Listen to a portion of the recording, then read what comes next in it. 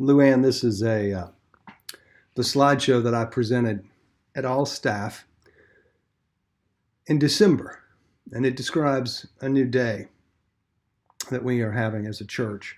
And what I was presenting was new language around our mission and strategies as a church. Our mission hasn't changed, but we're trying to create new language that is moving. And so I described it as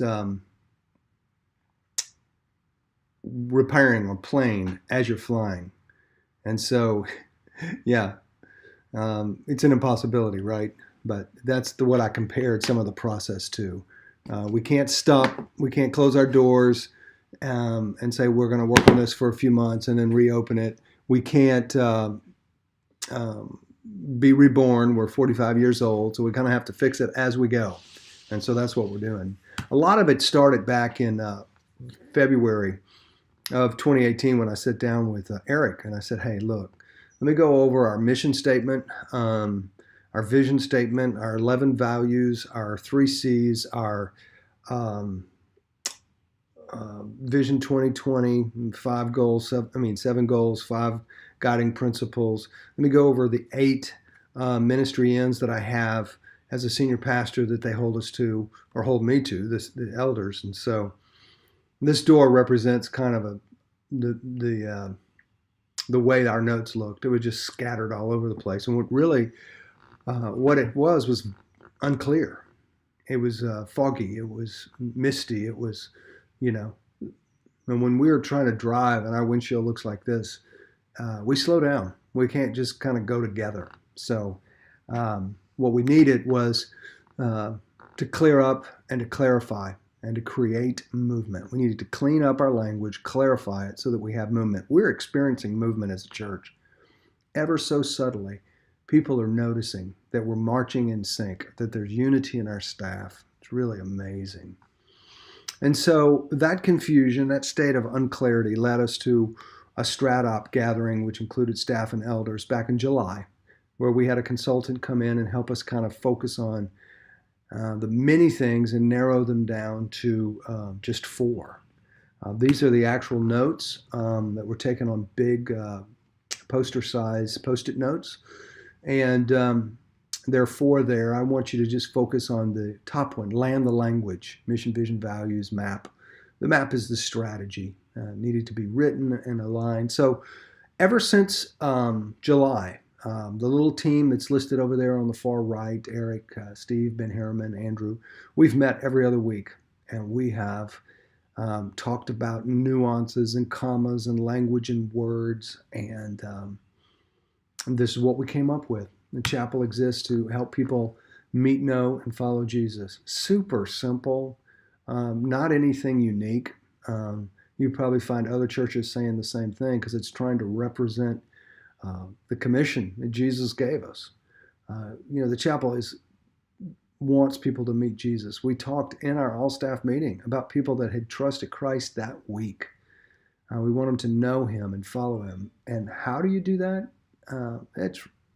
It's something we've also been about. It's not something we're trying to start, but add clarity to. How do you do it? It's pretty straightforward. It's discipleship. Which we began working on with our D groups and bringing clarifying language.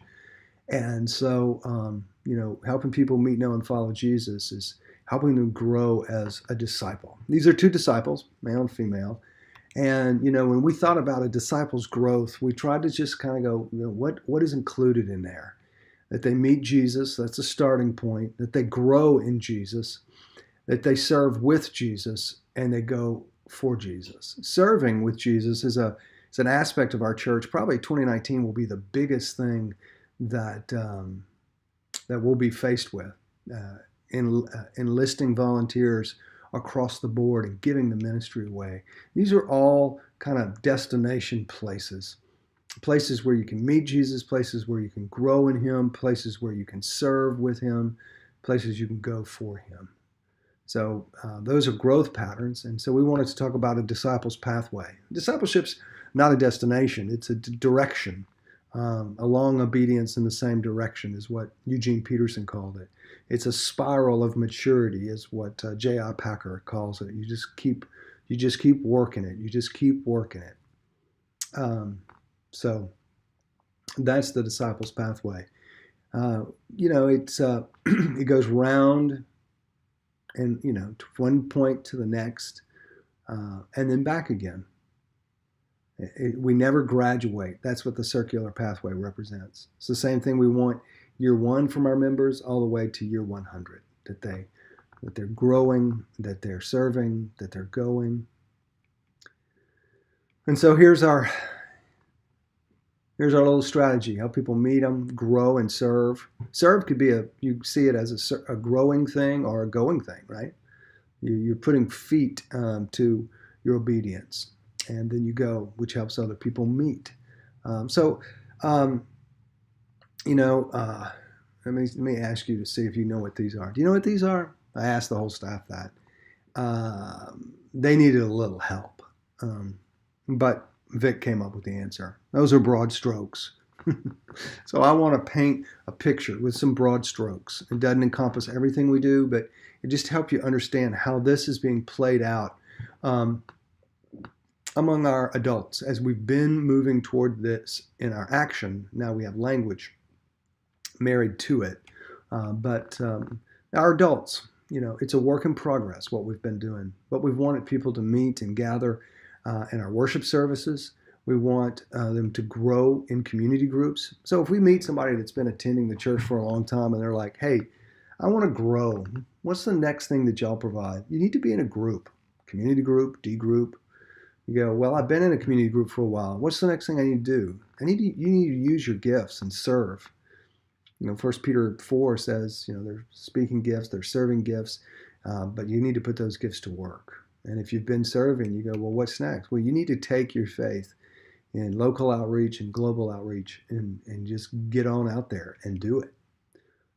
So that's the way we described this little process. These points of destination, these places of growth. Now, the lines in between those growths are bridge events. They help people move from one thing to the next. Matter of fact, they're evaluated on that. I compared it to the bridge in St. Francisville. There's just hardly anybody on it. And you kind of tell this is a mistake, or it's so far out front that maybe it was too far out front. There's just not enough cars on it.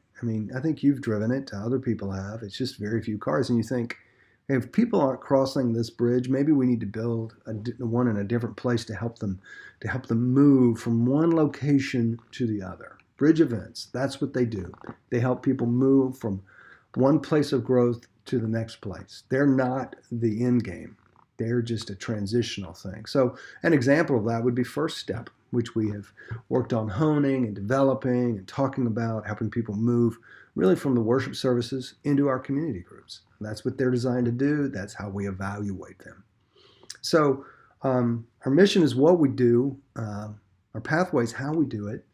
And our values tell us some of why. Why do we do it? Now, we had 11 values, and we worked hard to get them, but nobody knew what they were. We couldn't place them in places around the church. But these values are what our team has worked on. Now, the mission and the pathway, those have been reviewed and weighed in by the elders and have been approved. So we're going to go with those. These still need some discussion, but I think they represent something really important. The gospel of grace. That's where life change happens. That's where people meet Jesus. They grow through biblical truth, grace and truth. And that begins to result in really authentic relationships, which should result in empowered people. Again, that's kind of new as a value. You might say it's aspirational almost, but we want to empower people. That's Ephesians chapter 4, right? Empowering, or the biblical word is equipping people for works of ministry, and radical generosity. Grace always leads to generosity. They're connected. They're connected with our lifestyle, with our things, with our gospel, with our lives. So those would be some values. One of the things that we talked about in our values oftentimes were places, but those are locations, or targets, if you will. And we have 3, campus, city, and world. And a campus is really what makes us unique as a church. It's our secret sauce, if you will. Our ministry to the campus and the amount of resources and energy we put there, both with undergraduates, graduates, and internationals. So at this point in the presentation, I just said, it's time for a quiz. It's time for a quiz. So here we go. What do? We help people meet, know, and follow Jesus. Why do we exist? We exist to help people meet, know, and follow Jesus. What are we about? We want to help people meet, know, and follow Jesus. I asked Connor Bird, but Connor, what do we do in our youth ministry? We help people meet, know, and follow Jesus. I asked Tyler Robertson. I said, Tyler, what do? We help people meet, know, and follow Jesus. I asked Sherry Fox. Hey, Sherry, what do? We help people meet, know, and follow Jesus. That's what we do. Then the next quiz, how do we do it? Well, we disciple people. What's our overall strategy? We want them to meet. We want them to grow. We want them to serve. We want them to go. What's our pathway? We gather together. We grow together. We serve together. We go together, right? And how do we grow? How do we grow as a disciple? What are the marks? You meet, you meet him, you get in groups and you grow, you challenge each other, you get on teams and you serve, you get on teams and you go. And then one more little test. What is our motivation? What is our motivation? Well, our motivation is the gospel of grace, biblical truth, authentic relationships, empowered people, and radical generosity. That's what motivates us. Why are we doing it? Because we want people to engage the gospel of truth. We want them to grow in biblical truth.